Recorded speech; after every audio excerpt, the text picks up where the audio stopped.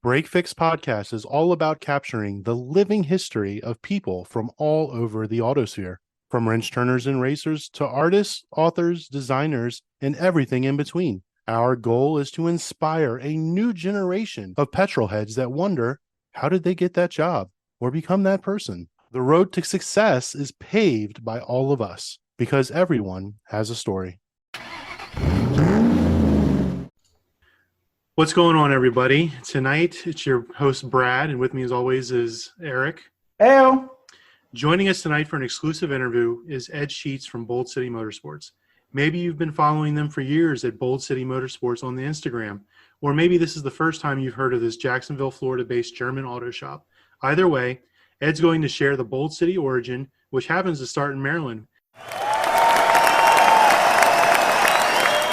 as well as clue us in on some exciting future projects they have in store. Welcome to the show, Ed. Thanks, guys. Appreciate that. Glad to be here. All right, Ed, so let's get into it. Tell us about your origin story there, being a Marylander. Gosh, being a Ravens fan, you mean? Relocated, yeah. So started in Maryland. A lot of people would probably know my background through New German Performance in GP racing. So really started in the early 90s in Maryland, in Harford County, let's say Bel Air, area. Met up with some VW guys, started hanging out. We actually formed a little VW club, which was kind of fun. That was in 1993, 94. We were having a lot of work done on our cars at a couple of the shops that were in the area that were just kind of popping up. Dave Graff, my former partner, and myself kind of got together and said, man, if the shops that are out there aren't really doing such a great job for the enthusiasts. If we put something together, got some good technicians, got, a good foundation based in the VW scene, really, putting it out there in a genuine way, we could really make something of it. We were both kind of coming from retail backgrounds. I was in the marine industry. Dave managed the Audio Connection, car stereo shop and performance center over in Towson. We got together and the rest is history. So we had a really good run. I was part of NGP as Dave's partner for 10 years. Sold my half of the business in 2007. That's when John Martin came in, another great guy, mutual friend of ours. So then I kind of stepped out of the scene for a few years, relocated for a corporate position, ended up here in Jacksonville. But when you're in the car business and when you are such a diehard enthusiast, you never get it out of your blood. Probably the best story for me as far as being an enthusiast is my honeymoon. My wife and I have been together since we were teenagers. We were high school sweethearts. So for our honeymoon, we went to Europe for 2 weeks, but we started off in Germany and actually spent the first couple of days of our honeymoon in Wolfsburg at VW Museum. It was before the auto stop, unfortunately. But so, yeah, you could say it runs, pretty deep. We had a couple kids. My son became a teenager. He was almost ready to start driving. We decided to go out and pick up a VW and build it for him. I started to reconnect with a few VW friends. So I really wanted to come back into the scene and start something that would be, I guess you could say, like a 30,000 foot view, right? So stepping back from the micro focus on VW and Audi, kind of go all German cars, really all car enthusiasts, something that would support the motorsport theme, getting people interested in motorsports, having a place for people to come hang out and car clubs to get together and put a car on a lift and do a lunch and learn or whatever. The idea came about for Bold City Motorsport. Started Bold City, I guess, going on about 3 years ago now. We basically build a lot of project cars. We try to support the local scene as much as we can. We organize get-togethers and events and, support local track days and just whatever we can do to really kind of pay it forward. And now my son's in his second year of college now. He's 19 years old.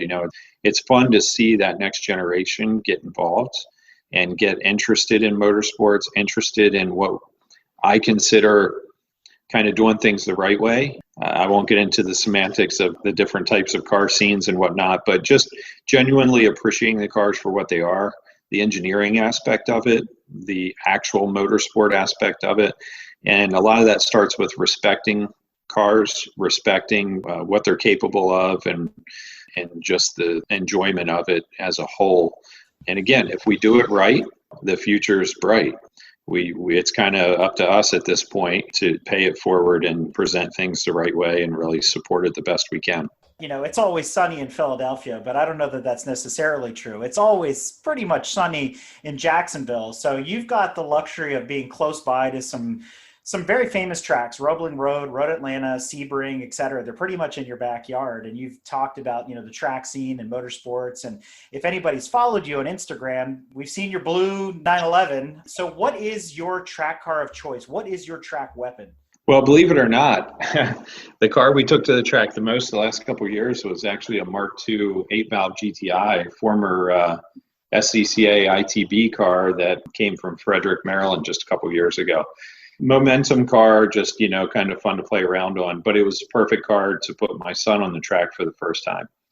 Great story with that is taking him to the track, putting him in the car. Of course, I went out and did a couple stints, and then he goes out and he stays out and he stays out. Then it's a matter of, the timing. And all of a sudden we're keeping track of the time. And sure enough, his first time on the track, he actually bested my time. So that was at the Firm. That's a local track here. But so the 997 GT3, it's a 997.1 GT3, super in love with that car. Just was out in it literally 10 minutes ago, ripping around.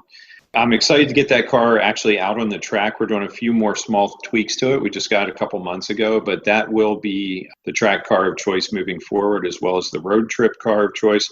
It's a really cool story. We're going to feature it and kind of expose the car a little bit more on social media here real soon, but 105,000 miles, excellent condition, one owner car. A lot of people, kind of hate the Metzger engine, and yeah, it runs great and it's incredible, the design, but it's not good for longevity. This car runs great. We pulled the engine, compression test, leaked down, tidied up a couple small oil leaks, went over the whole thing. It is amazing. The car runs as good as new. That's the track car of choice moving forward, I guess you could say. So a lot of people may also know you for your infamous Red R32. I've seen pictures of your car all over, and I know that is recently departed from the shop. So is that a pain point for you? Do you miss it? I mean, let's talk about that car a little bit, because it is a big part of your backstory.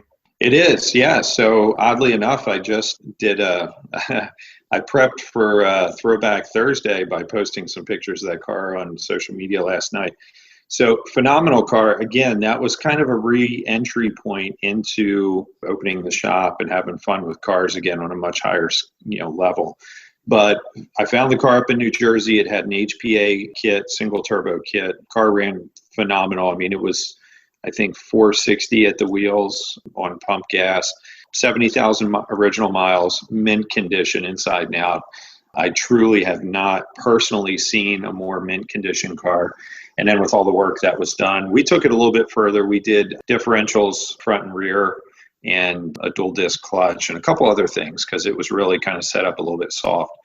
But phenomenal car. Sold it to a collector in LA. He added it to a quite an awesome collection of cars, including Mark V R32 turbo and some Porsches and some crazy built, BMWs, and it's living a good life. Since you're in the VAG family, going back probably as far as my family has, and a lot of other people that are listening to this, favorite generation of Volkswagens, if you had to pick one? Oh gosh, well, I think we already hit it. A lot of people are going to get mad at me about this. I want to say Mark II because of my affection for the Rally Golf. But to be honest, I mean, and you've probably seen my son's Mark IV, Jetta wagon.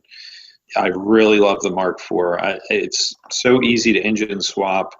I guess the only complaint would be, that you'd have to go R32 or a major swap to get the independent rear. But just such a cool car. They're muscular. They're so easy to tune. They're so easy to dial in. You don't have to spend weeks and weeks on the track to dial in a Mark IV, right? You guys know that as well as anyone. So yeah, they're very predictable. It's a good chassis. I mean, again, we can talk about my Rally Golf. It's a pretty famous car on its own, but every time I put that car in the lift, it opens a body seam. It's sad but true, and that's a Rally Golf. So, they're soft cars. So Mark IV, they really started getting tight. They're a fun platform. I might take some heat for it, but it's got to be the Mark IV. Very cool. So before we get into what's hot and what's new, I got to ask this question. Sexiest car ever? Oh gosh, sexiest car. I would almost say that the sexiest car I've ever contemplated would probably be a 48 Buick. And that's crazy. That's going really in a different direction. But as far as body lines on a car that came from the factory, right? The 48 Buick, I think, is still my all-time favorite. It is amazing the things that we have heard, E-Type Jags, 365 Daytonas. I mean, people are all over the map. And so it's always a very interesting, kind of knee-jerk, what would you have? What is that pinnacle car? Is there anything else you want to add to kind of the background story of Bold City or anything, any anecdotes before we move on to really the meat of our conversation for tonight? I would say, in general, some of the reasons why we decided to make the investment to move forward with Bold City, which is not, fully developed. There's a lot of things that we're still working on. There's a lot of things that we're going to be doing with Bold City that are very, very exciting, right? We just landed a container of parts from the UK on Friday of last week. So, I'm still playing in some familiar turf with things that I used to do at NGP and with one of the branch off companies that I ran, which was E-Code Parts. It's good and it's working and it's supporting the positive aspects of the enthusiast base in the area. But, I'm still a bit concerned. I still want to make sure that we're doing the right thing for the younger crowd, the people that are coming up. I really like the way our local track, the firm, Keystone Heights, Florida, I love the way they push the teenage defensive driving classes, things like that, right? So I had personal friends of mine that were killed in car accidents as a teenager. My kids now, my son's 19, my daughter's 16, almost 17, they have friends that have died in car accidents. I really, maybe it's the maturation process, maybe it's the, it's the age and the life experience. But I think I would like to do a little bit more with really bringing home, there's a place to drive in a certain way. It's so rewarding. It's such a great thing to experience. I remember going, to Summit Point for the first time for a Friday at the track day. And there's nothing like it. I'm sorry, but there really isn't. I mean, when you get out on the track and you're doing it the right way and you have a fun ride, it's such a cool thing. I want people to experience that. I want them to enjoy it, but I don't want them to do it on the street. I don't want them to kill themselves or hurt other people. So again, different stage of life, different mindset, maybe, obviously, than 20 years ago, with NGP or whatever. I love what they're still doing. But I think the point is with Bold City, we don't have to worry about covering the rent next month, or we have to sell, 500 exhaust systems to make payroll. We're keeping it very, very efficient. We're working very slim. We're building project cars. We're having fun. It's a bit less of a commercialized endeavor, and it's a bit more of a purpose-driven, pay-it-forward endeavor.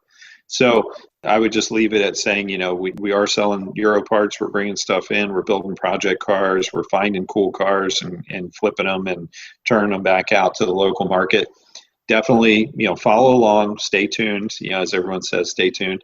We have some really cool stuff in the works, some really cool projects and some kind of high-profile influencer people that are going to start being involved with what we're doing.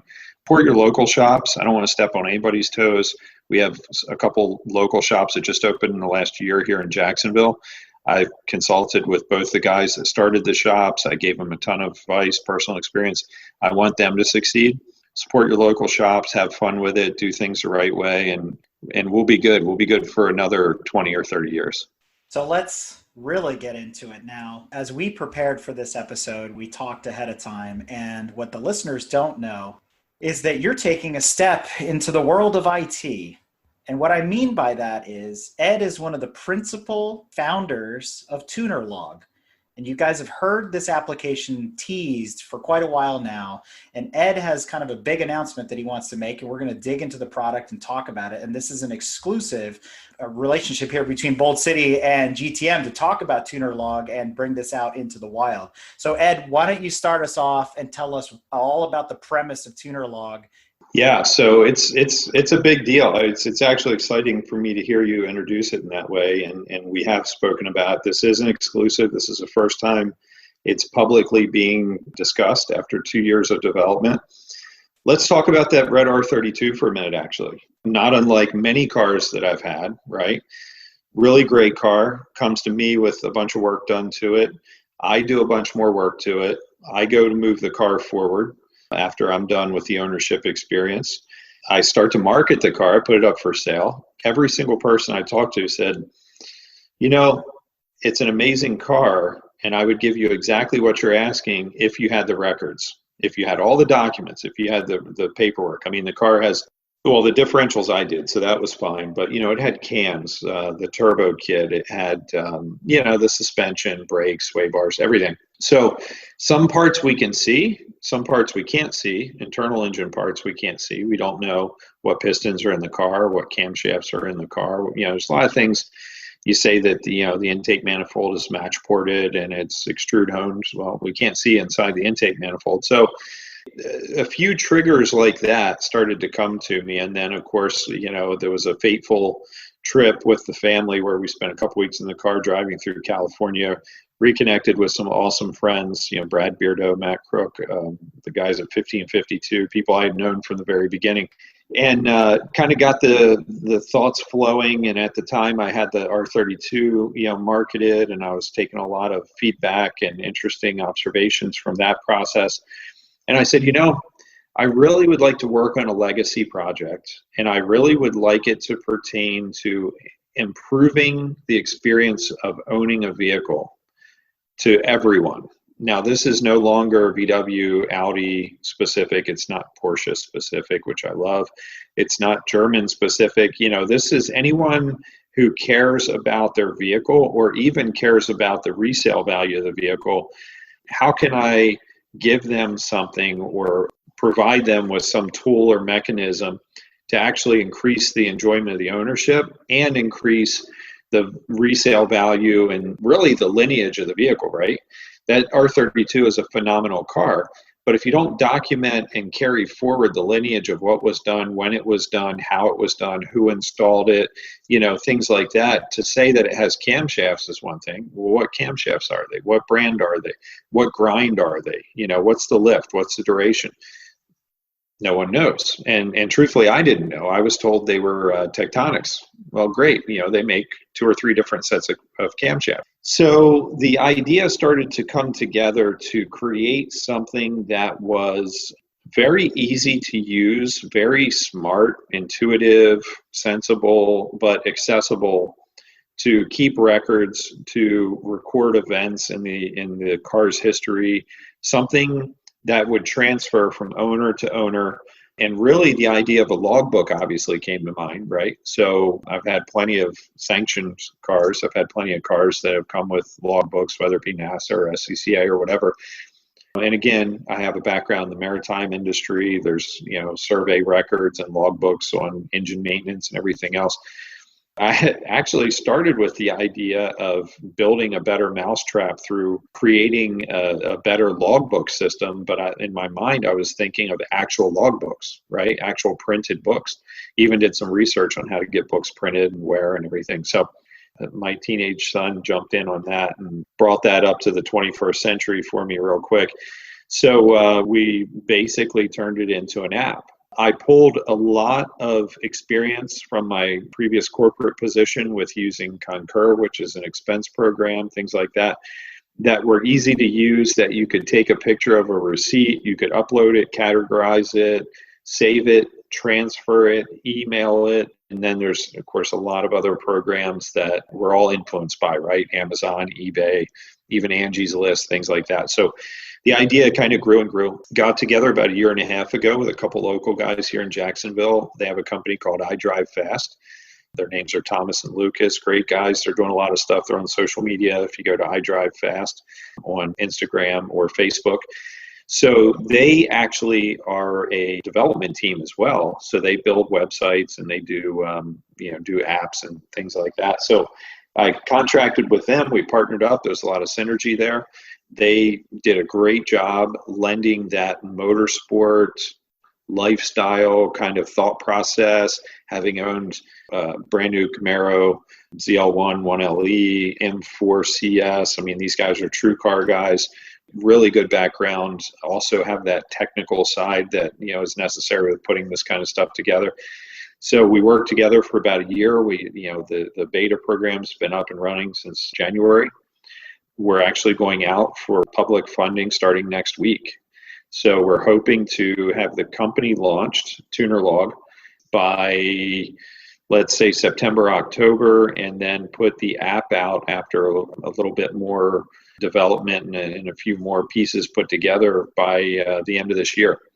So what we have ended up with is basically what I would like to describe as a companion to owning a vehicle, right?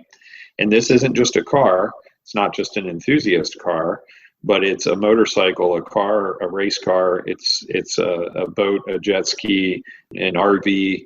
I've used it on my portable generator, my new flat screen TV, So anything that you want to keep a unique serial number, you want to keep files, data, pictures of receipts, those sorts of things where they can be easily referenced from your phone in app format, can also be used from any platform. So right out of the gate, it can be used on any web-based platform. So your laptop, your iPad, your phone, it is already in the App Store in beta format, Android.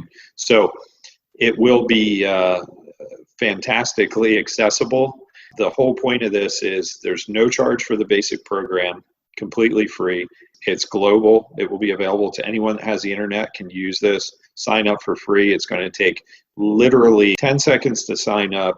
You can add a receipt or a record in 5 seconds. I mean, it's so easy and simply functional that there should be no issues with the entry point, signing up, using the product, sharing it, really getting all the benefits, moving the cars forward or the vehicles forward, buying, selling, those sorts of things.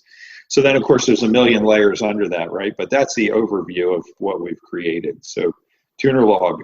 So now that you're kind of telling the world that this is becoming more generally available, and you've already said that it's really designed for the masses, and it's got a really low entry point at free, I would assume that there's probably a tier to this with, probably premium features. I don't know if you want to outline those or anything like that. But what I'm more interested in digging into, and I'm sure our listeners are interested in, is who will be integrating into this platform? Are there any early adopters? Is there anybody on the back end of this thing that would make this process easier? Because it's one thing to go to Advanced Auto and get a receipt and take a picture of it versus going to NGP and saying, hey, download your ticket right into my TunerLog.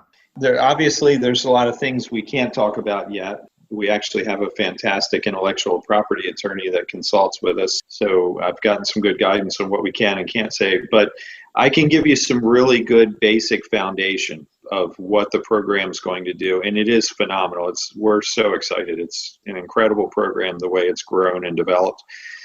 To be completely transparent, there are logbook apps available. Right? I mean, you can go search in the App Store today. There's apps that track mileage. There's apps that track maintenance. There's apps that, track spending for tax purposes. So there are little bits and pieces of our concept kind of floating out there in space. No one's ever put the entire ownership experience into one program, right? That's a big deal. But take it a step past that. The big difference with TunerLog is integration. So you alluded to integrating with partners, very big partners, big players, I should say, in the market, with integrating processes such as receipt drop. We want you to be able to go to some of the largest e-commerce retailers in the country. We're not going to name the names at the moment, but we want you to be able to make a purchase. And just as your receipt would be emailed to your inbox, after you complete the purchase, your email can be dropped right into your cloud storage on your TunerLog app, where you can simply go in and drag it into whatever column and categorize it as far as, whether it's brakes, oil change, whatever it is. So that's really exciting. And there are some early adopters in line. And again, we can't really put the names out there right now. There's a lot of things still in discussion, but I think we all know, a lot of the main players in the industry. The people that are doing it right are the people that obviously we want to really launch with. We want people who reflect the genuine motivation to improve the ownership experience. That's what it's all about. So what we say with TunerLog is that, we want to increase the enjoyment of the vehicle ownership experience, as well as increasing the value of the vehicle. So we can do this. It's a free program. The basic program is free. For the expense of you taking 10 or 15 seconds to enter a receipt or enter a record every time there's an event with your vehicle, could literally mean thousands of dollars of additional resale value at the end. So it's a value-based program. There always will be value no matter what stage you use the program. There will be a paid premium service. It will only be $5 a month. It'll be launched, sometime probably in the first 6 to 12 months of TunerLog going public. Paid premium version will have 5, 6, maybe even 7 additional features. There will be additional communication. There will be some other VIN data history reports that are discounted. There will be some collaboration functions. There's really neat stuff. Again, we have had an all-star team from day one, and a lot of what's been developed doesn't exist anywhere. So it's exciting. It's going to be a lot of fun to see the reaction as people start to use it and really move it forward. And I guess that's one other thought that I would like to add, just in general, is that what we're doing with TunerLog is building something for the people that we are, right? We're enthusiasts. So we're going to start by catering to and delivering the product to the enthusiast market, which is one of the reasons why we're announcing it here first with you guys. It will grow and expand. Obviously, it works for everything. It's relevant to many different markets, different vehicles, different segments all over the globe. But the point is, we want to bring this forward in a very transparent way, and we want to be very honest about what the program is. And the program will get better with feedback, and it will get better with people who genuinely appreciate what it provides, using it for free, and helping us build it into what ultimately will be, it's already the only program of its kind, but will be the best possible version of this program type that it is. So that's one thing we want to make very clear from the beginning. We want people to use it, give us feedback. We will continue to work on and develop the program to be the best it can possibly be. It obviously will be evolving forever. It will be years and years. But we are going to roll out the pre-launch beta version with some very specific partners, and users that can give us good feedback. And as we open it up, we'll continue to ask for feedback. We want it to be something people can take ownership of, be a part of. Not many of us got to give input to Facebook, right? Or eBay or Amazon. This is something that could be absolutely as big as any of those entities globally in the end. And we want people to take ownership of it. We want them to help us to develop it to be the best it can be. If you read between the lines, you shore up the age-old discussion about a car is worth more in pieces than it is whole. And that's exceptionally true when you talk about a race car. And so I wonder how TunerLog is going to benefit the motorsports community, because now I have this Rosetta Stone of information telling me all about the history of this car, much like the SCCA logbooks and everything you talked about. But now I start putting 2 and 2 together, right? Well, this car has 150,000 track miles, which is like 1 million in dog years. And you got some Penske shocks on there. So that means that they're blown out. You can't ask me for top dollar for that type of thing, right? So I start making these mental correlations. So I get the benefit. And I know this is a little bit of objection handling, but I'm trying to think ahead of what maybe some of our listeners might be thinking as they're hearing this. So how does one now have this conversation as a buyer or a seller when you're armed with all this extra data? That's actually a great point, and maybe not the best view into human nature, that you could take, because I'll be honest with you, and your points are 100% valid. We've gone out to some focus groups and gotten feedback, of course, in all different stages of this. There have been questions like, okay, well, what if someone fakes the receipts, right? What if I tell you, I have a Pelican differential, and I show you a receipt, but that receipt's from my other car? And it goes the same way with track cars in general, right? So the paid premium version will have the ability to upload video, which the standard free version doesn't, right? Well, what's more fun than uploading and sharing videos of your in-car shots, at the track? Well, maybe the buyer of your car doesn't want to see you spinning off the track and ripping the bumper off, right? So, you go to sell the car and you start deleting videos.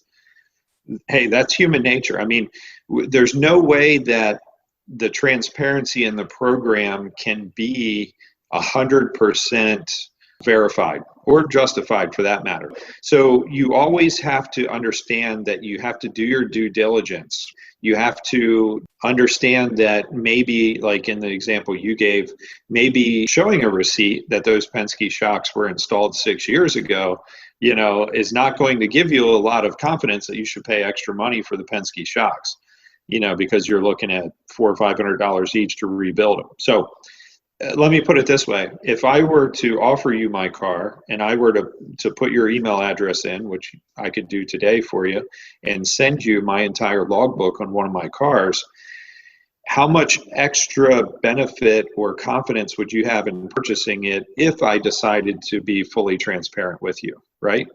So we're not creating the idea of being transparent, or to be honest, we're not creating the idea of keeping records on cars and sharing them with potential buyers. What we're doing is we're repackaging it into a 21st century platform that allows you to easily keep the records, secure the records for the future, transfer the records, and then add to the records and continue to build the lineage or the history of the car. So we can't fix human nature. All we can do is say that additional transparency will continue to separate the good guys from the bad guys, so to speak.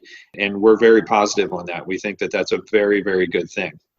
Do you think it would make sense then to aid the seller in adding a capability as maybe a value estimator, where it could factor in depreciation, maybe some other things to say, what is my car worth? Because I think a lot of people have a hard time coming up with a number, but there's also a factor here, to your point about the 6-year-old Penske shock or the Bilstein or the iBox or whatever you have laying around.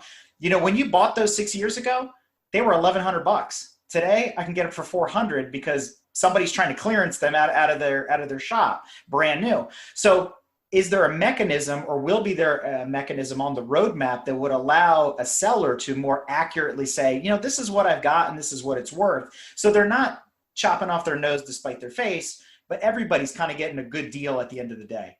Yeah, so you just hit on about 4 primary functions of TunerLog all at one time, which is pretty impressive. So one of the things that TunerLog will do in some ways is kind of reset some evaluation, right?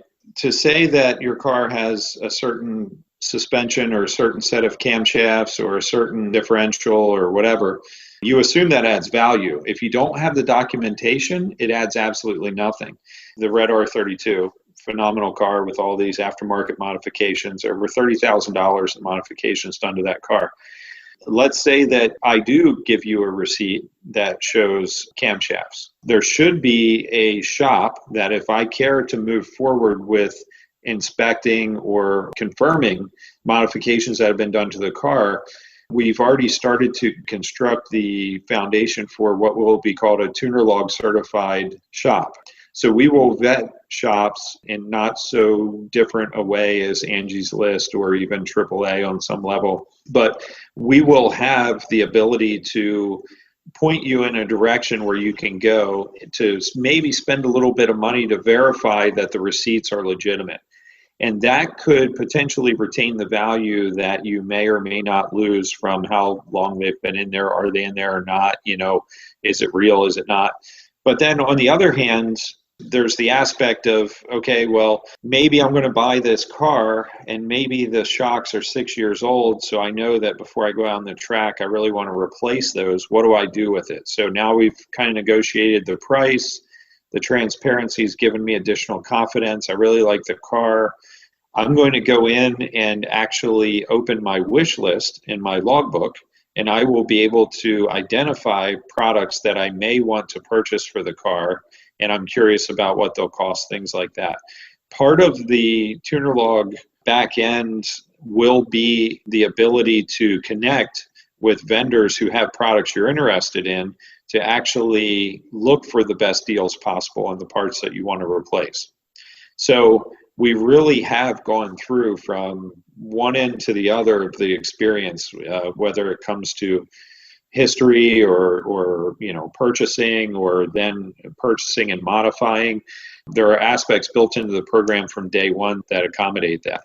I guess just to flip back on the value, though, I'll give you a little example of one of the things we're working on behind the scenes. So built into the program, even in the free version, is what we call a VIN ID. So we're partnered with a company called VIN Audit. VIN Audit has the most accurate VIN data history in the USA and Canada based on government records and insurance records. But the one thing VIN data does not have is self-reporting or service reporting, such as a Carfax. So any of us who buy and sell a lot of cars know that the Carfax service history is always spotty. You might see service here, service there, a 6-year gap of nothing, and then all of a sudden it went in for an oil change. It's very difficult. Let's go back to the idea of integration, self-reporting. Using this program and filling out that data will actually supplement what's lacking in a lot of the vehicle history reports today. So it's a different world when it comes to evaluating vehicles. Yes, maybe there's more transparency. Yes, maybe it plays into the value a little bit, either positive or negative. But the fact is, we're already working with very relevant, very well-established partners to supplement what they have with what we have.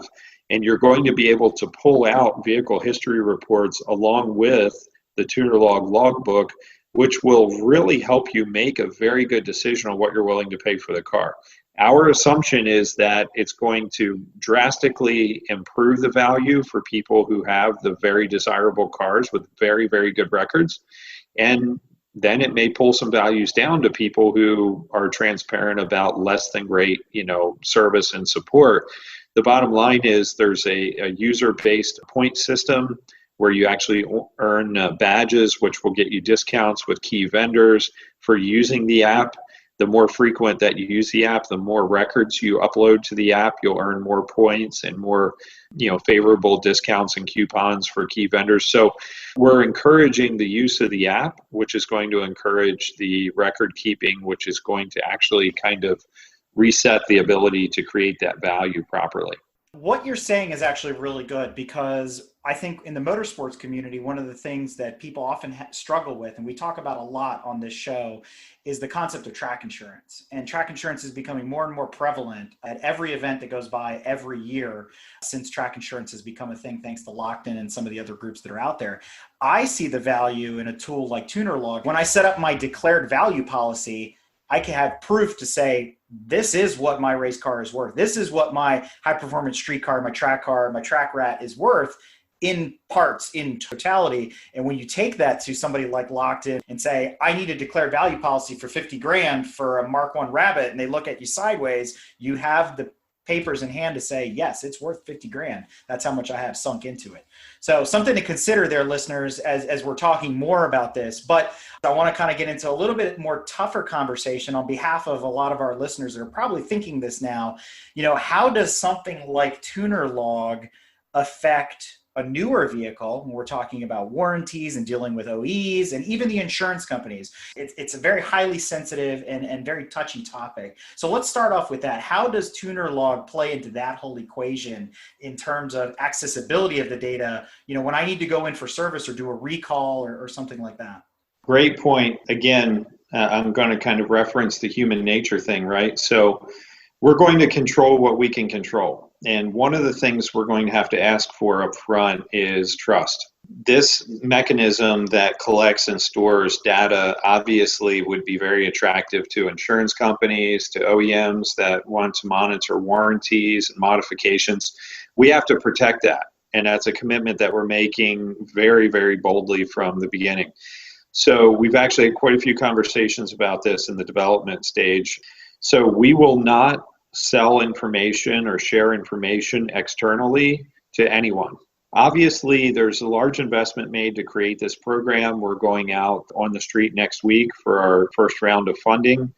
There's going to be a lot of money spent to launch the company, to grow the program, to develop it.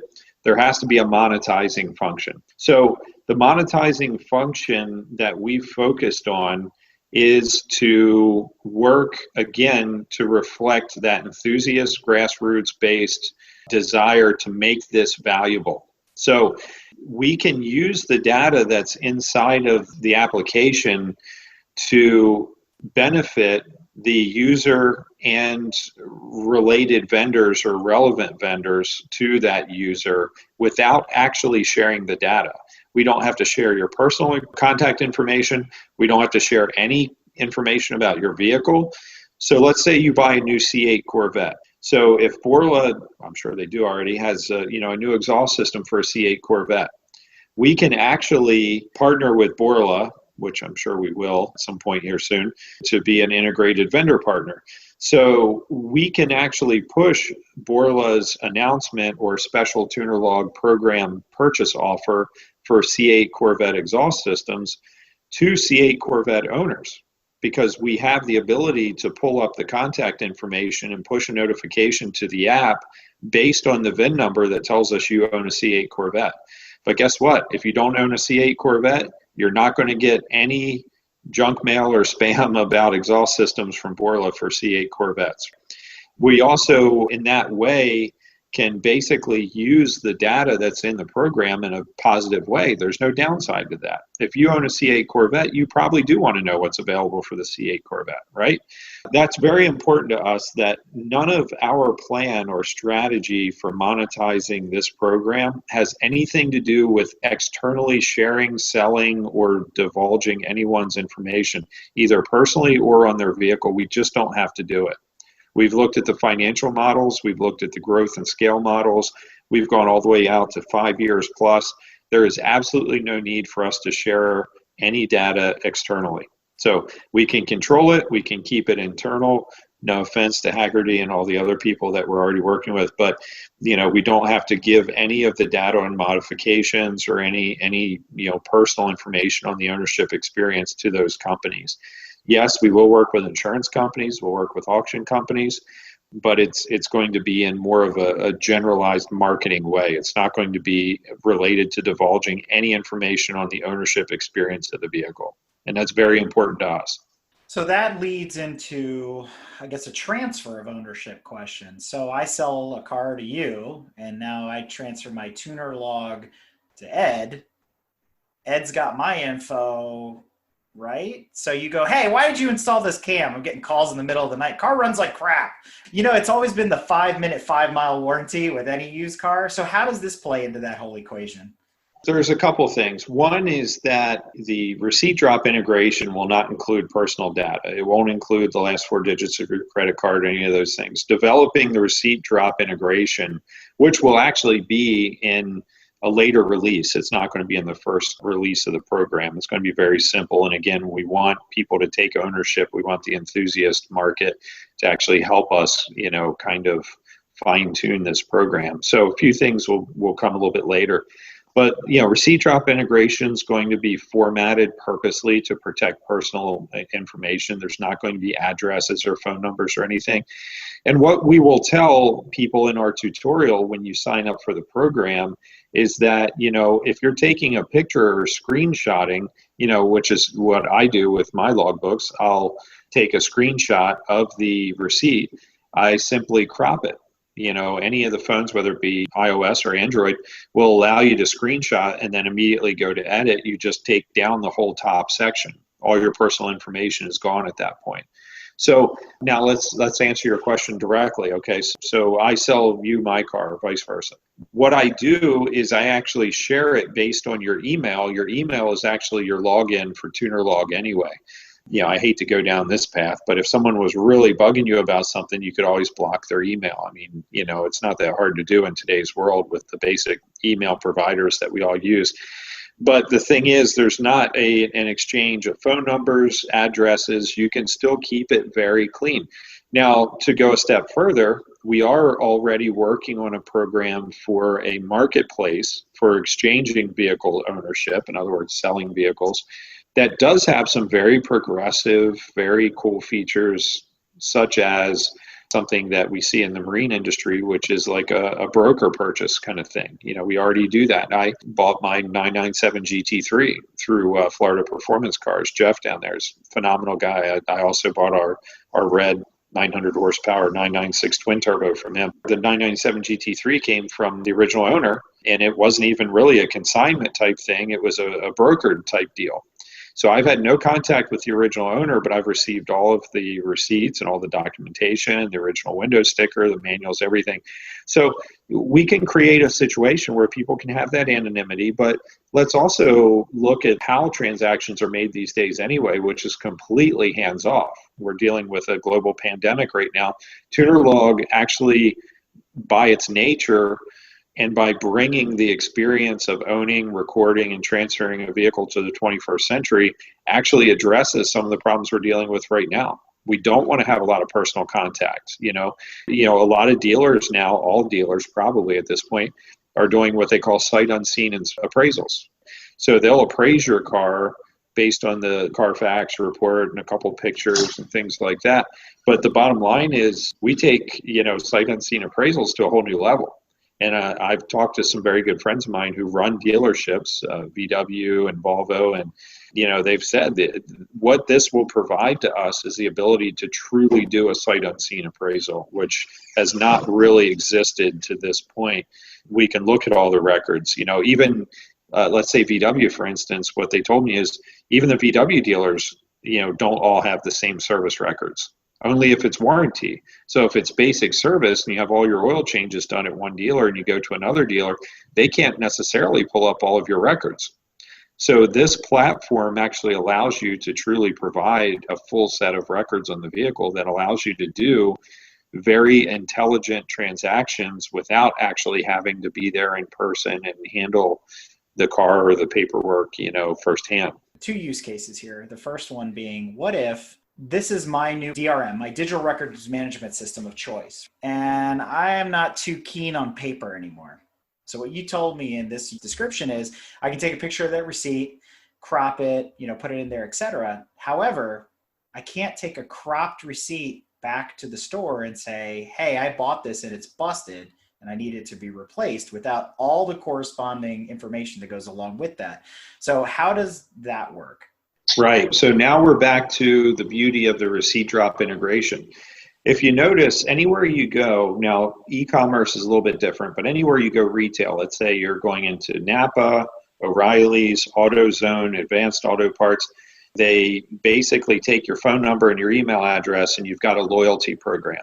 You're always signed up for a loyalty program. Doesn't matter if you go to the grocery store, the auto parts store, whatever.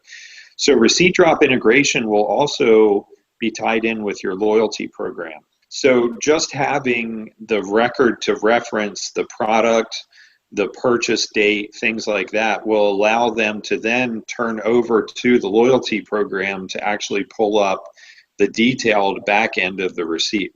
So if you think of it that way, we're actually not even going as deep as the loyalty program where you bought you buy your wiper blades.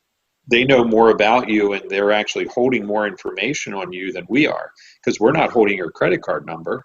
So I returned some bulbs for our Caddy project. It's our little rabbit truck that we're building. I did some aftermarket taillight and had to, as usual, search out the bulbs, and they're never what they should be. So I took the bulbs back to return them to Advanced Auto Parts yesterday, and they didn't need anything. They punched in my phone number. They had the credit card that I used. They put it right back on the card. I didn't have to even pull my wallet out. That's way scarier than TunerLog, So we're going to leave those people alone with that information. What we're going to do is be able to extract and trigger enough of the information to keep the record and transfer the record. Let's face it, if I buy a car from you and there's something as a 3-year warranty and you give me the receipt, first of all, you're probably not going to give me your receipt with your, last 4 of your sound decks and your phone number and your email and your home address and all that stuff anyway. But most purchases are only guaranteed to the original buyer anyway. So, the relevance of what's on the receipt, the record of the product that was purchased for the next owner's information is actually way more watered down than it would be if we actually needed to go back and get warranty or something like that.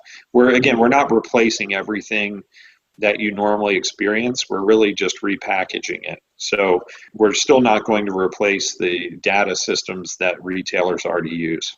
Yeah, and what you describe is often the case if you've ever bought a Coney or Bilstein shock. You must be the original owner with original receipt to get anything done. If I transferred it to you, then you're SOL, you got to buy new parts. So, I would like to see some of that change in the future, but that's not the point of this conversation. But my second use case, though, still with my, devilish cyber hat on here, is what if I'm sitting around going, remember that car I sold to Ed?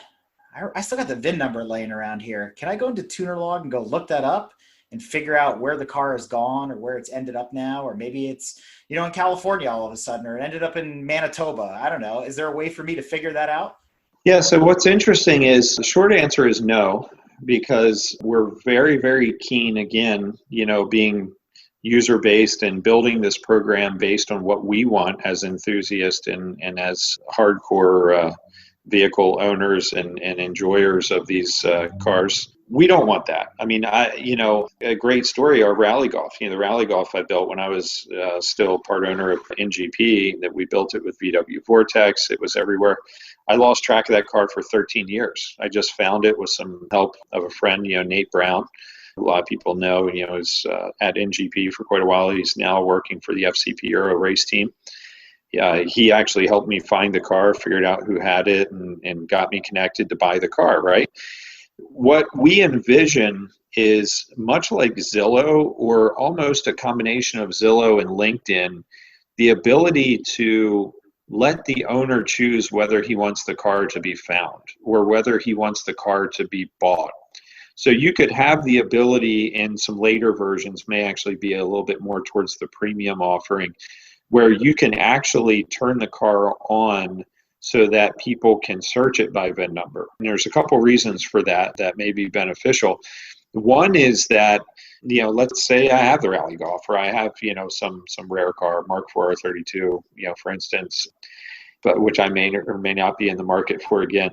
So if I want to know if there's any Mark IV R32s within 250 miles of me that may be for sale, it would be nice to have the ability for an owner of that car to be able to just click a box that says, make me sell, is the Zillow term. Obviously, we're not going to steal that from them, but, make me an offer or whatever it is.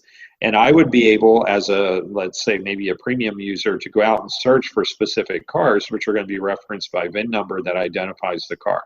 But it's always going to be with the owner's approval. They're going to have to be able to turn that on before they can be seen or found. And then it will have to be for specific reasons, right? Because they may want to sell it. Or let's say it's a rare car and they want to find other owners of similar rare cars, like 997 GT3. There's not many of those cars around, 997.1 specifically. So if I want to know if anyone else in Jacksonville has that car, it would be kind of cool to be able to click that off. But then again, we're also going to have integrated groups like, say, PCA. So if I'm a Porsche Club member, we could always have a separate section where you could communicate with other club members of major, significant OEM level type clubs, which would be fantastic. So there's quite a few things we're working on. Like I said, there's a lot of things in the works for some future features that'll be rolled out. But the important thing is we're not exposing anyone. We're not selling or sharing anyone's data externally. We want this to be a safe, secure place where you can come, enjoy the benefits of it. The value is always going to be tremendous for the input. Obviously, entry point at free is hard to beat. Spend a few minutes every week or two with it, or whenever you have any kind of event with your vehicle, and you're going to see the benefits. But on the other hand, you're not going to be exposed to anything you're not interested in. And what you just highlighted there is kind of a legacy concept being reborn, which is the idea of a registry, right? And so I happen to be part of the 914 registry as a 914 owner. And there are sites out there that probably a lot of newer motorsports enthusiasts don't know that they exist. There's a Shelby Cobra registry, and there's a, Sunbeam Tiger registry. I mean, a lot of those old vintage cars, there's a lot of that out there. And we're friends with the folks in the Classic Car Club of America and the Packard Club and stuff like that. And they have those types of lists where they're trying to keep track of famous cars. Like, oh, that was the Packard that Clark Gable owned, right? And so they have a whole history on that kind of thing. It's a different sort of record keeping that we're talking about here, but I could see that appeal in a more modern way with what you described.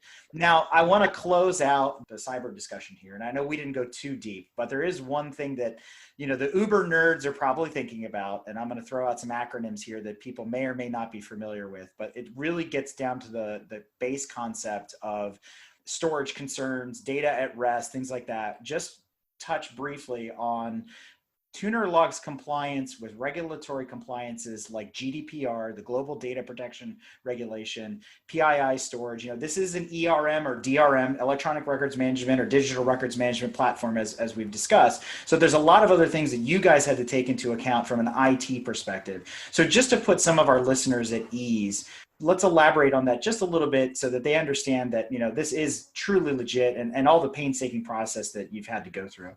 Yeah, so a couple of things on that topic. I mean, right now we have our basic security level is the same as using a mobile banking app, right? I mean, we literally have the same amount of security on transfer.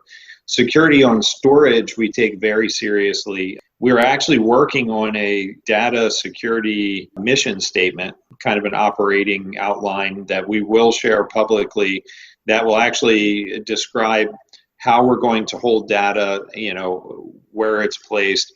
There is a cloud storage built into the app, again, in the basic free version that you actually hold all of your records in.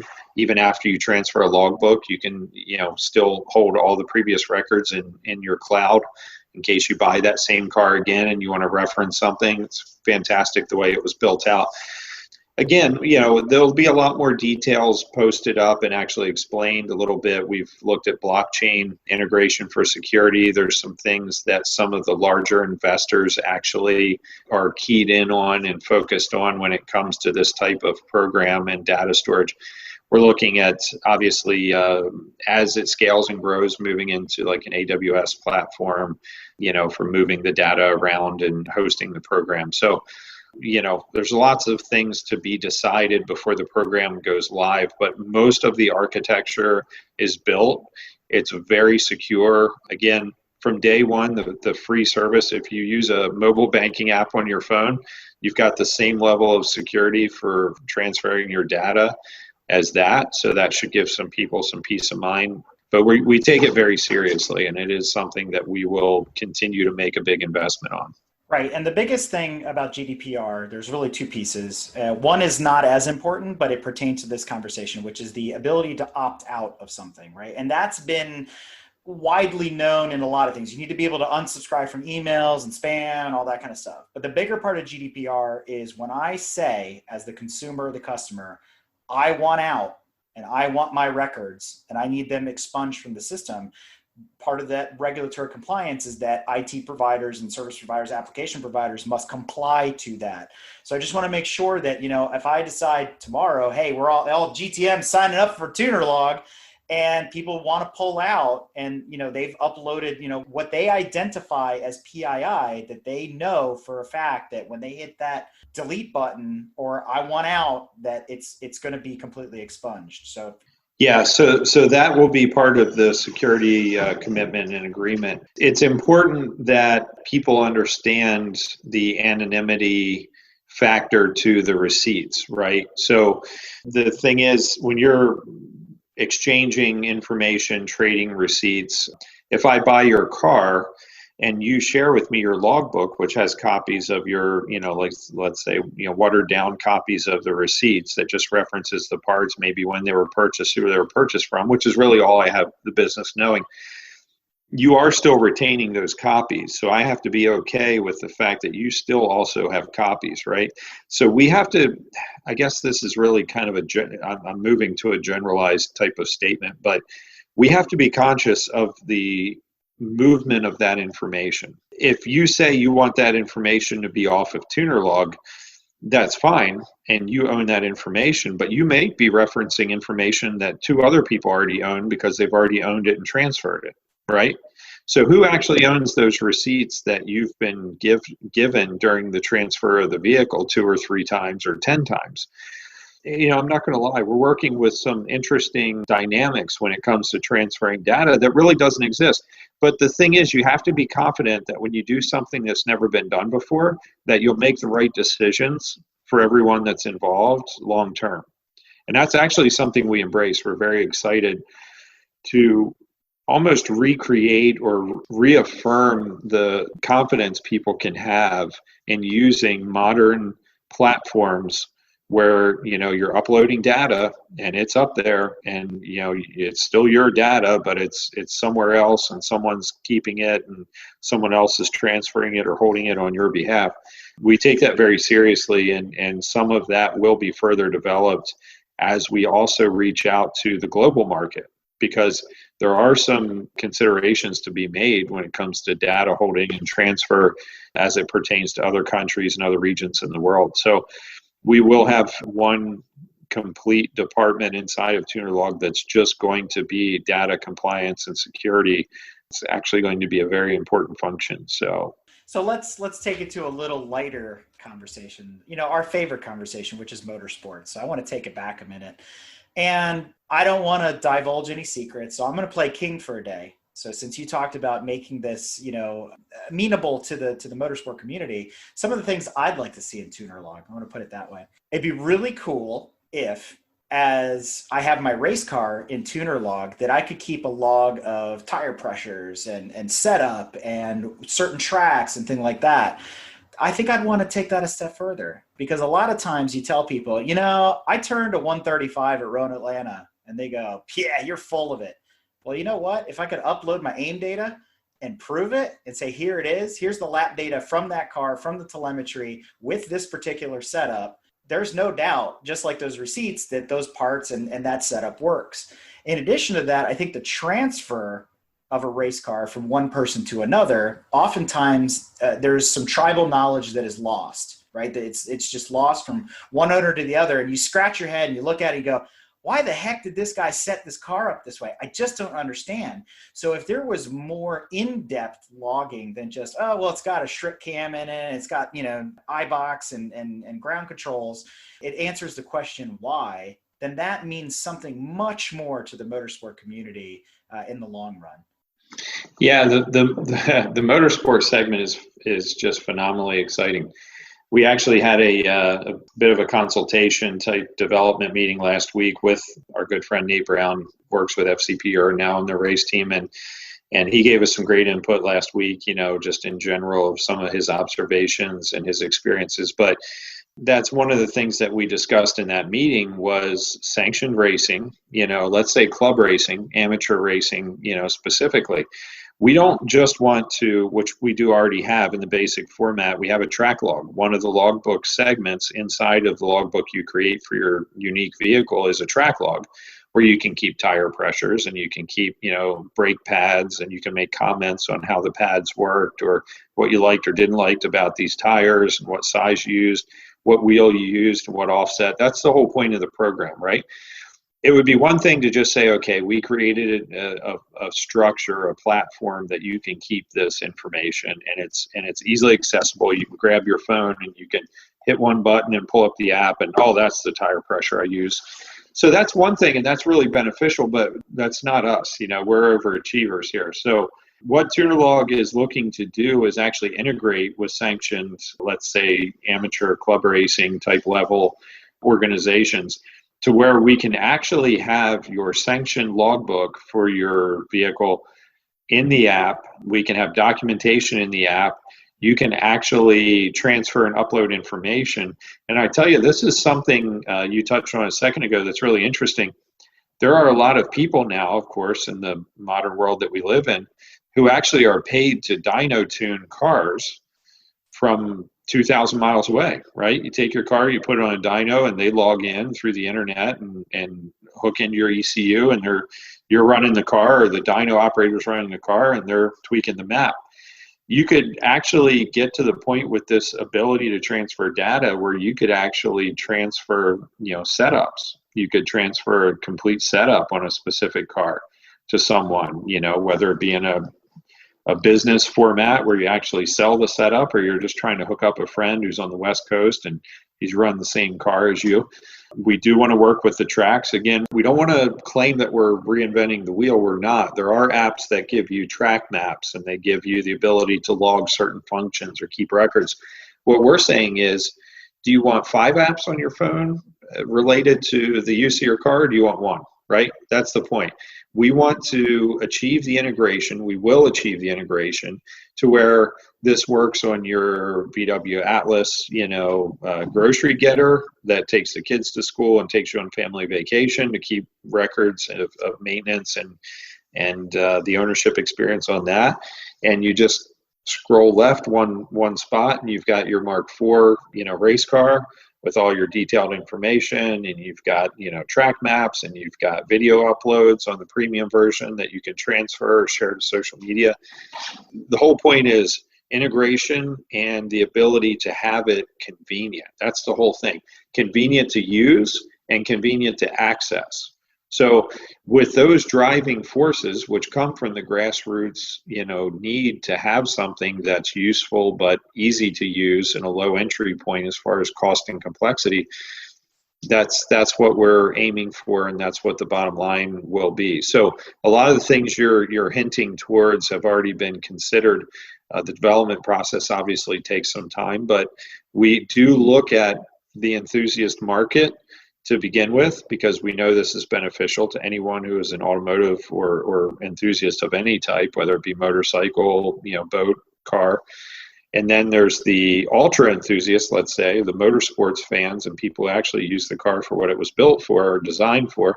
So we want to focus down on that, but we also at the same time are going to be focusing out on more of an overall integration. But the two complement each other. They really do. And ultimately, what you'll have is something that does everything that you need it to do with one click.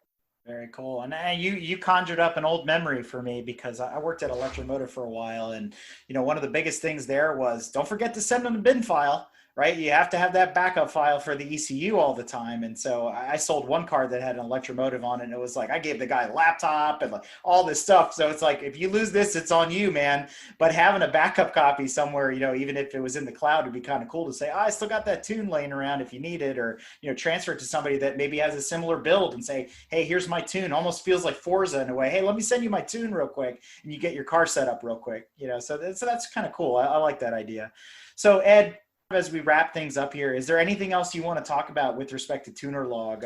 Anything we didn't mention or you wanted to cover or tell the world about before we decide to sign off here? Well, I would say this: it's an exciting platform. It's almost a little daunting. It's grown to be such a massive scope and scale over the past couple of years as we've been putting it together. No matter how big it is, or no matter how widespread it becomes, as it becomes a global entity and all the things that we have planned, we are going to work very hard to make sure people understand the purpose, the intent of what it was built for, every aspect of what it does and how it's used. As you go through using the program, it's going to reflect our intentions and our goals. So again, we're not going to hide from anything. There's no smoke and mirrors. It is what it is. We're being very transparent. But I think the exciting thing is, take ownership of it. We're going to listen. We're going to have avenues for people to give feedback. We're going to really work hard at making it a program for the people, by the people. We're giving it a great head start. We've gotten some phenomenal feedback. We've gone in and made some major tweaks in the last 6 months, just based on, some really good feedback that we've received and some internal testing we've done.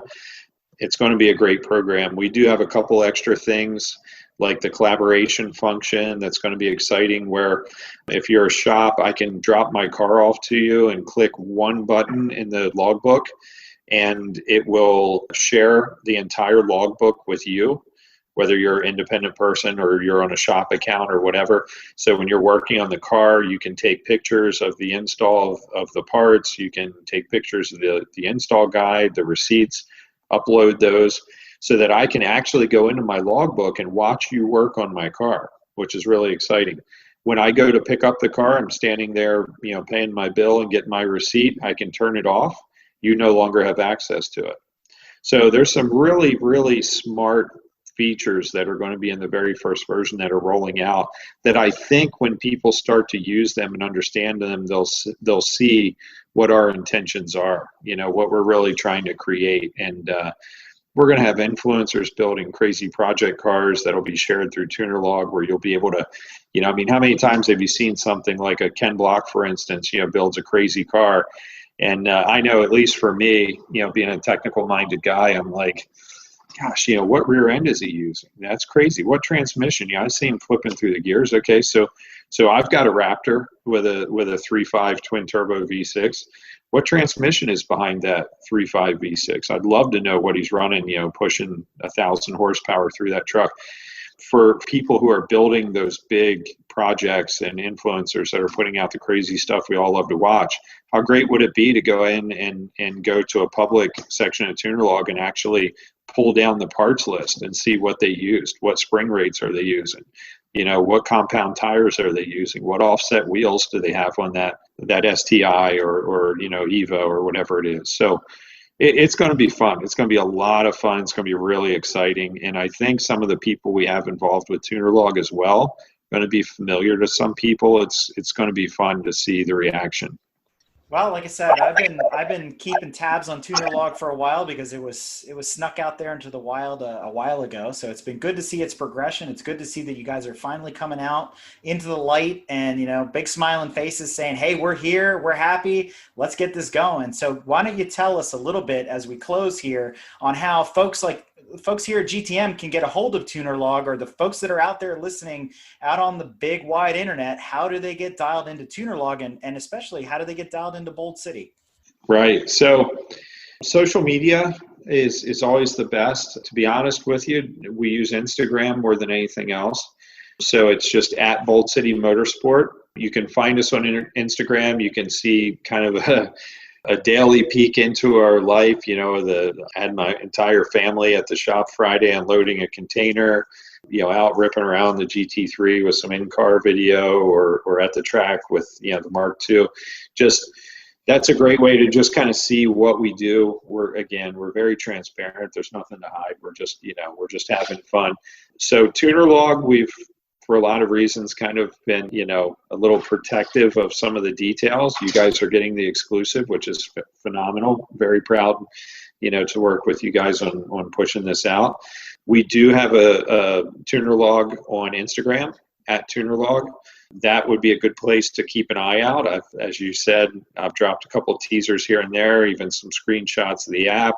Maybe we'll load a couple videos, of some of the app walkthrough here shortly. So keep an eye out on that. We're going to start getting a little bit more active as things get close. We are out looking for, a short round of funding before the launch, just to make sure that we have what we need to go out to market. So we're going to be out on the street with that starting next week. It's happening quick. It's all coming together very quickly. Just keep an eye out on social media.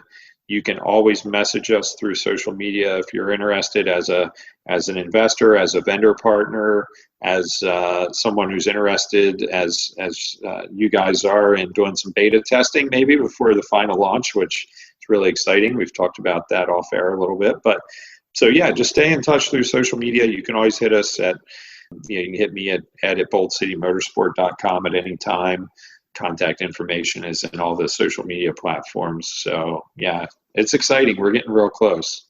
So Ed, I can't thank you enough for coming on the show. This is really cool to get this exclusive. Again, this is exciting times, especially in the automotive world, to have something so different, so new, really bringing together a lot of things that we're doing manually. And at the end of the day, just making our lives easier. So we wish you the best of luck with TunerLog and all the successes you've had up until this point. I mean, it's a really cool backstory. For the listeners out there, dig more into Bold City, dig more into TunerLog, get excited about this. This is the up and coming latest, greatest thing in the automotive, and let's just say it, in the motorsport world as well. So we're really looking forward to see where this is going. And we can't thank you enough again for coming on the show. Yeah, thank you very much for having me. It was great.